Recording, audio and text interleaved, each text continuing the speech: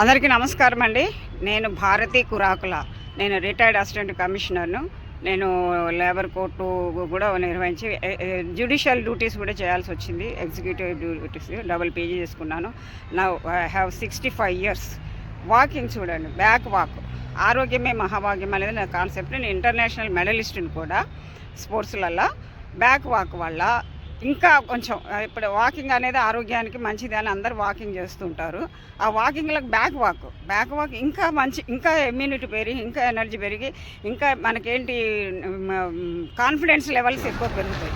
దీనివల్ల ఏమవుతుందంటే ఇంకా కొంచెం మనం అంటే మన వయస్సును, మన మైండ్ సెట్ను అంత ఆరోగ్యకరంగా చేసుకోవచ్చు. ఆనందంగా ఆరోగ్యంగా ఉండాలంటే ఈ వాకింగ్లలో ఇది ఎక్కువ. దీనివల్ల పంపింగ్ అంటే మన గుండె మొదటి పంపింగ్ చేస్తే మన లెగ్ మజిల్ రెండో పంపింగ్ చేస్తే బ్లడ్ పైకి.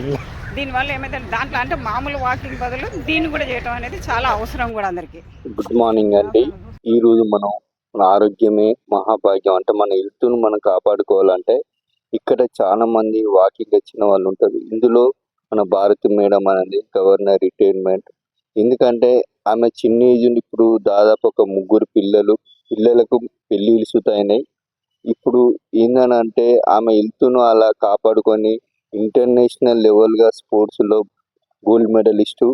ఎందుకంటే ఇప్పుడు ఆ మేడాన్ని మనం ఇంటర్వ్యూ చేయాలంటే ఫస్ట్ ఆమె దగ్గర పోవాలంటే నేనే డౌట్ పోయినా, కాకపోతే ఎక్సలెంట్ స్పీచ్ అనేది ఇచ్చింది.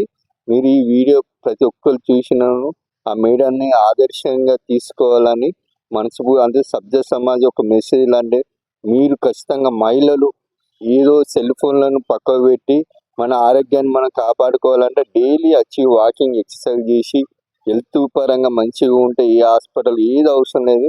మన కాన్సన్ట్రేషన్ అనేది పెరిగితే కావున ప్రతి ఒక్కరు ఆలోచించాలని కోరుకుంటాను.